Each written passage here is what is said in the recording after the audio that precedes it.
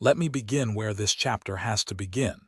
Most caregivers are good people, doing demanding, underpaid, deeply human work.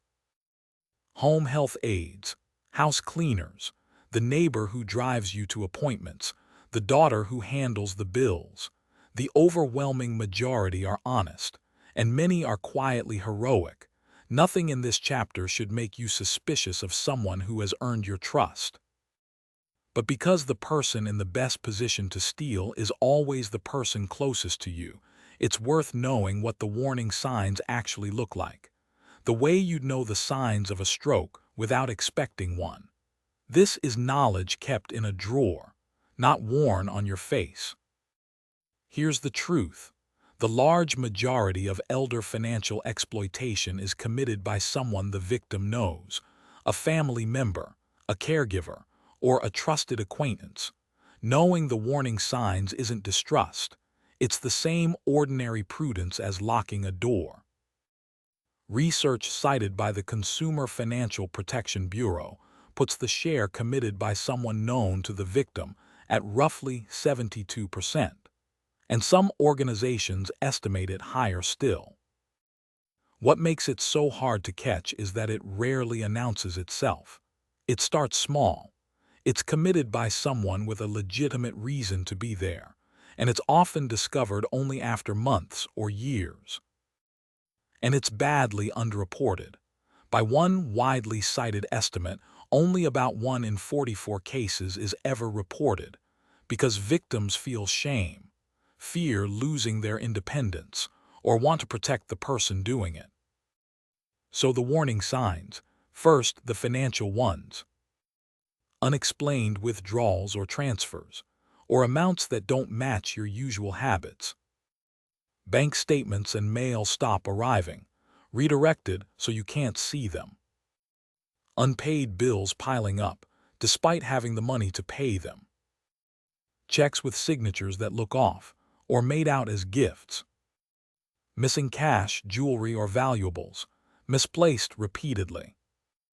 Accounts closed abruptly, even at a penalty, or new accounts you didn't open.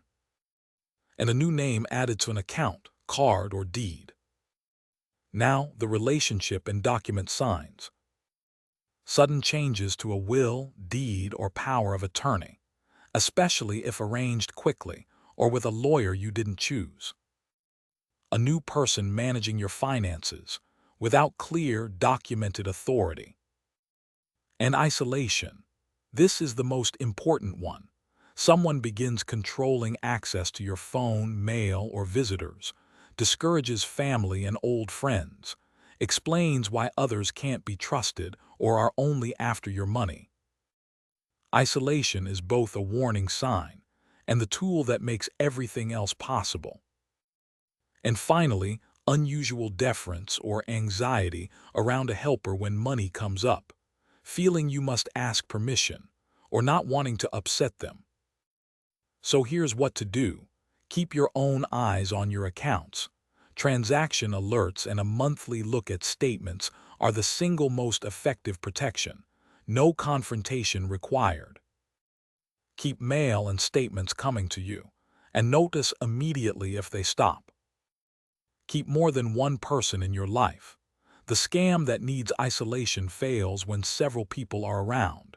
Stay connected to family, friends, church, neighbors. Never sign a document you don't fully understand, especially about your home, your will, or your power of attorney. Use your own lawyer, never one someone else brings. If you see signs, talk to someone outside the situation first, a trusted relative, your bank, your doctor, or adult protective services. You don't have to accuse anyone to ask for a second opinion.